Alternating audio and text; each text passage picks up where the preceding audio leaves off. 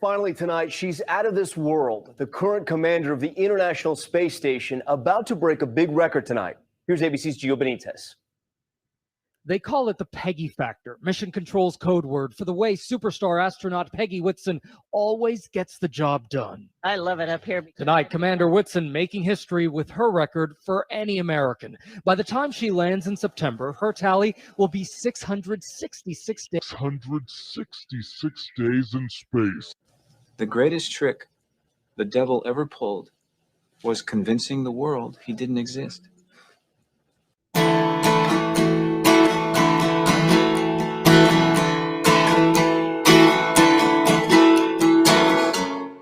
If I could turn the page and time that I'd rearrange just a day or two. Close my eyes. But I couldn't find a way, so I settled for one day to believe in you. Tell me lies. Tell me lies, tell me sweet little lies. Tell me lies. Tell me lies. Oh no, you can't disguise. You can't disguise. No, you can't disguise. Tell me lies, tell me sweet little lies. Although I'm not making plans, I hope that you understand there's a reason why. Close your eyes. No more broken hearts. We're better off apart. Let's give it a try. Tell me lies. Tell me lies, tell me sweet little lies. Tell me lies. Tell me lies. Oh no, you can't disguise. You can't disguise. No, you can't disguise. Tell me lies, tell me sweet little lies.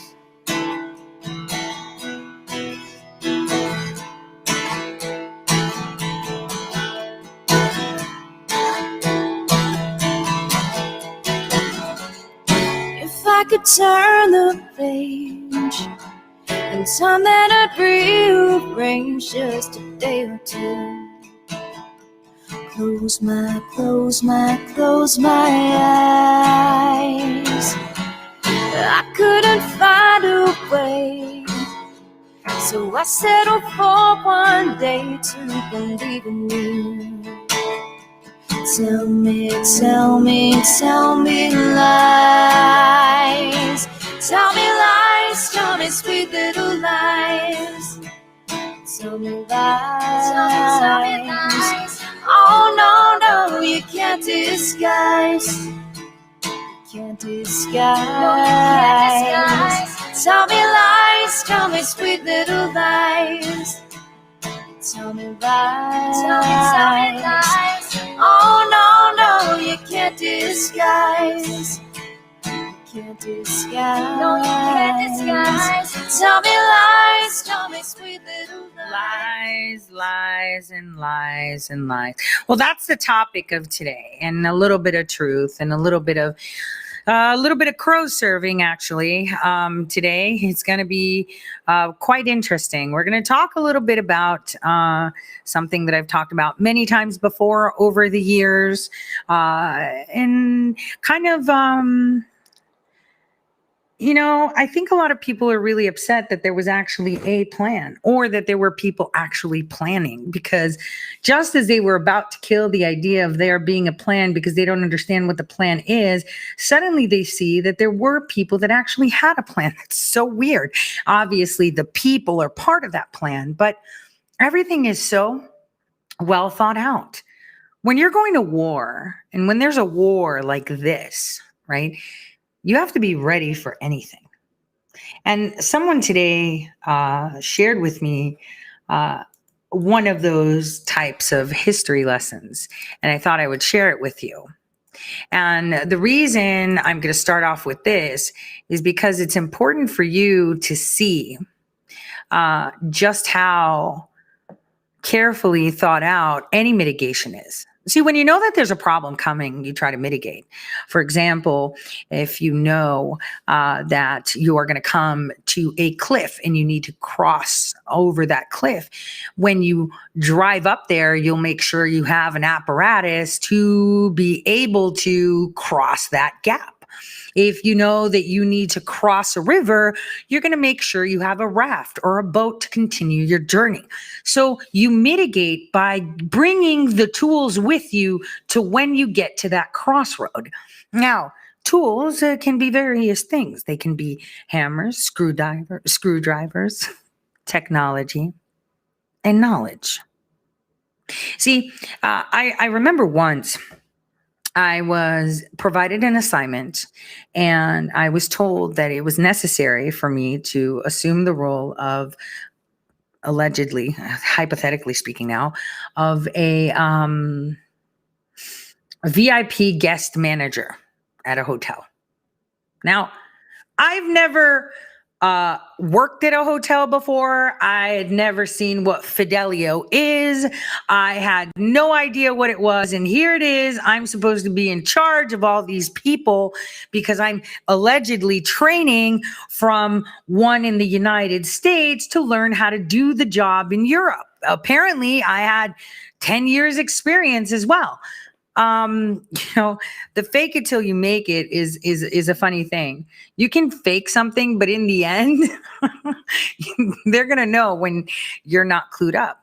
So in order to be able to take it and complete this mission, you have to have the right tools. So for me to be in charge of all VIP guests flanking the general manager of a massive, foreign hotel, I obviously can't say, and have someone else do it. I have to know how their systems work. I have to know how their email systems work.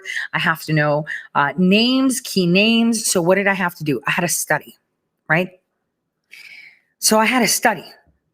I had to actually learn how to use the software. I had to know who I called to troubleshoot the software. I had to learn how to fold napkins. I kid you freaking not because I was supposed to fold napkins, but I was supposed to know when to tell someone off if they hadn't done it right. I had to learn how the bedrooms are cleaned in the suites. I had to learn how the flights are coordinated. I had to learn how I would delegate tasks to concierge. It is just, right? So I had to learn. And this is a hypothetical situation, doesn't necessarily mean it was a real situation. So I had to learn. I had to learn things in order to execute the real mission that I had with the correct knowledge and camouflage for knowledge. Other times, like for example, if I wanted to find out about stuff, I'd just be like, an intern or student or something. So the reason I say this is because a lot of people don't seem to understand how war really works. And I was so excited that someone found this. I can't wait to play it for you. Not all of it, but for us to, see it together, listen to it together. This one is called, this was for 9th grade Excel elective. Students are familiar with Roman battle tactics as they previously studied Cannae. As they previously studied Cannae, they also learned background information regarding the conquest of Germania. So this is the introduction. And this is from a school called Wiley Groves High School. So I want you guys to hear how one of the biggest conquer strategies was done. And it was quite incredible the way it was done, because it was done by, take a listen. This is the Battle of the Teutoburg Forest. I know. It occurs in 9 AD. Somewhere around September. We're not 100% sure exactly when it occurred. But what is fascinating about this battle is it is going to pit the organized might of Rome against what had previously always been the disorganized Germanic tribes. To start off with.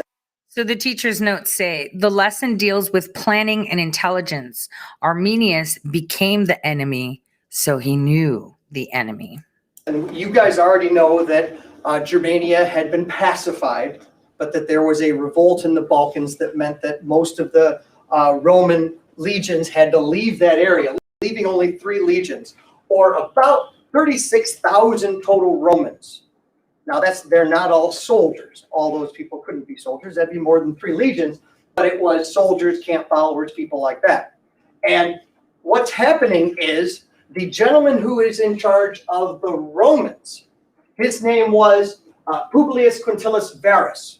And Varus was a commander who was most well known for being brutal toward enemies. He's not the most experienced commander. He's not bad. He's just not the kind of guy you want in charge of a real important operation. And that's because the real important operation was in the Balkans.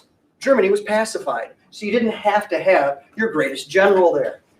And so Varus has about 36,000 troops. Most of them are infantry, but he does have some cavalry, right? Along with him, he has his Germanic auxiliaries or mercenaries. And these are led by Arminius. And we've already talked a little bit about Arminius. And what they're going to be up against is a bunch of Germans. Now, what you notice is if you take a look here, Arminius shows up as the leader of the Germans. But at this point, he's the leader of the Roman auxiliary. That's going to tell you that there'll be a little shift during the battle. The Germans had somewhere around 18,000 men. We're not sure. It could have been a little more, could have been a little less. They had some cavalry, but we don't know exactly how many. All right. What you have is a situation where Varus believes that he doesn't have to work.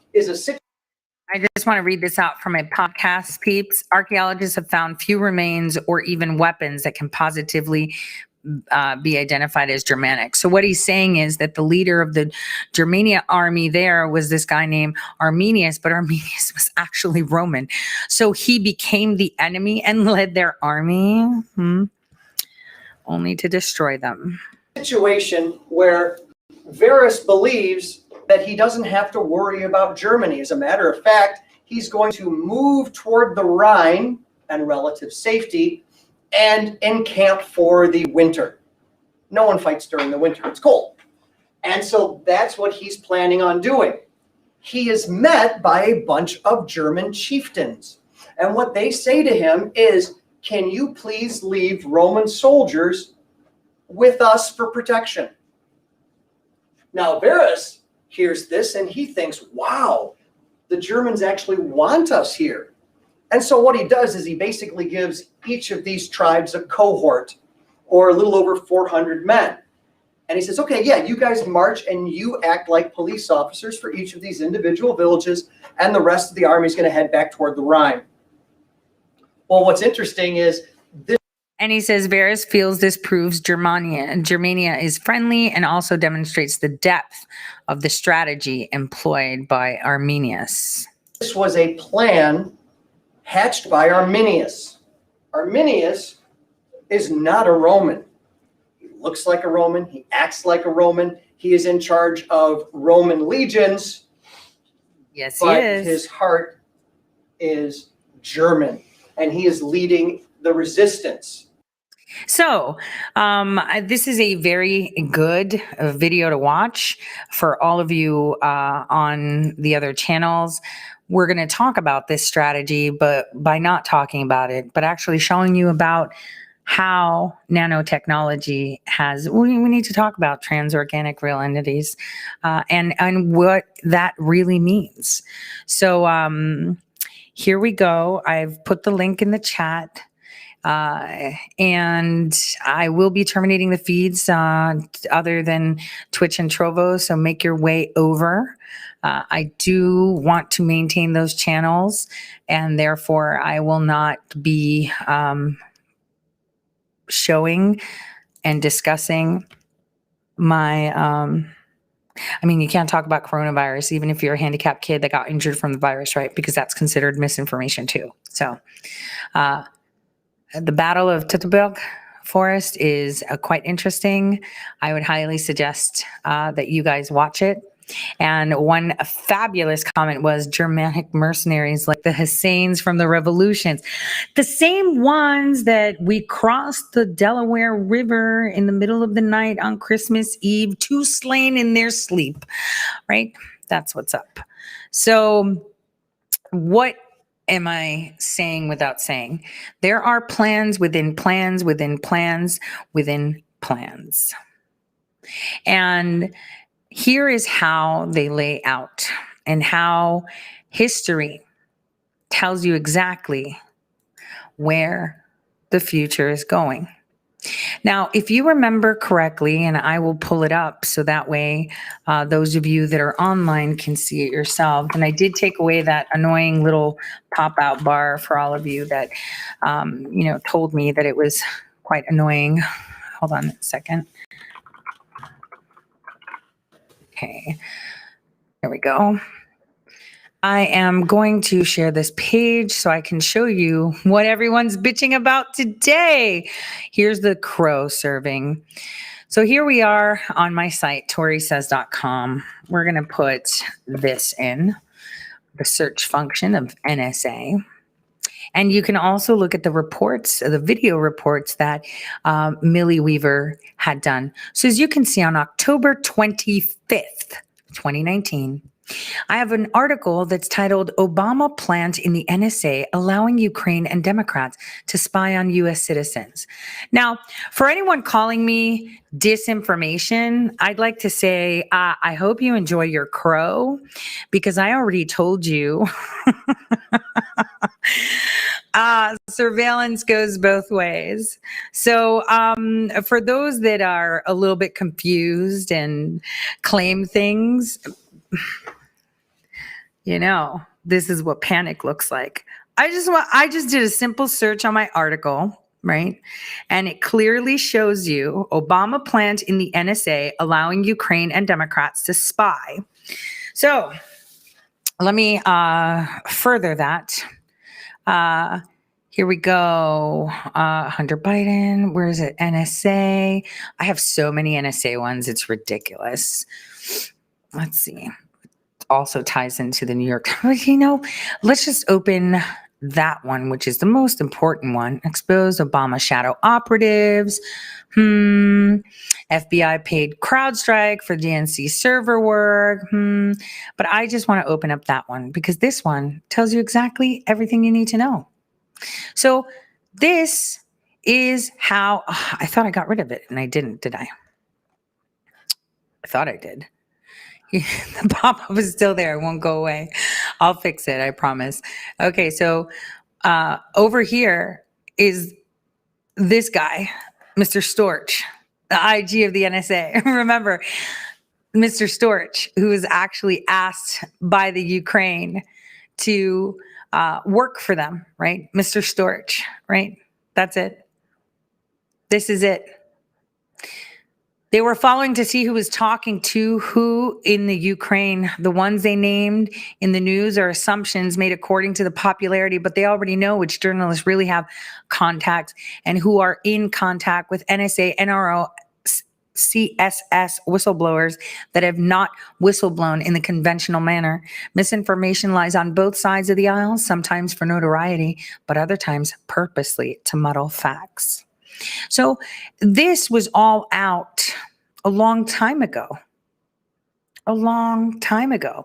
Here, Robert Storch will be proposed by Petro Poroshenko to the Commission on Audit on the president's quota, which will be announced in advance after the meeting of the president with the ambassadors of the Group of Seven. Again, this is the guy, right? This is the guy that's supposed to be protecting whistleblowers. He was the DOJ prosecutor for over 24 years on public corruption, deputy criminal chief and counsel to the United States Attorney of the Northern District of New York, assistant U.S. attorney for over 17 years. Post 9/11, he was the first ever anti-terrorism coordinator. So he was the point man for 9/11. Deputy IG of the DOJ, he worked with Horowitz before his nomination to IG of the NSA. So he was his right-hand man. Department of Justice resident legal advisor in Ukraine for 26 freaking months.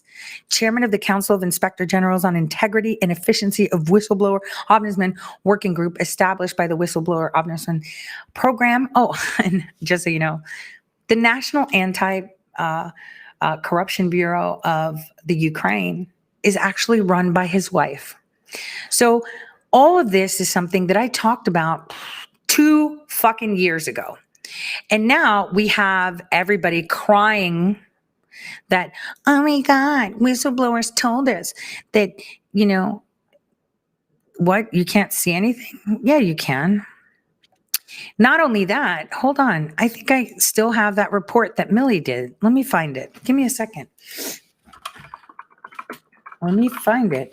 I wasn't even thinking of putting it out, you know, because everyone else is real news and, you know, if you're not their friend, you're fake news. No, you guys are all fake. I think this is it. I'm going to. Let me see. I'm going to fast forward here for a second. Let me just make sure that this is it. We actually put him on show. I'm trying to think. No, it was before that. Let's see. Give me a moment.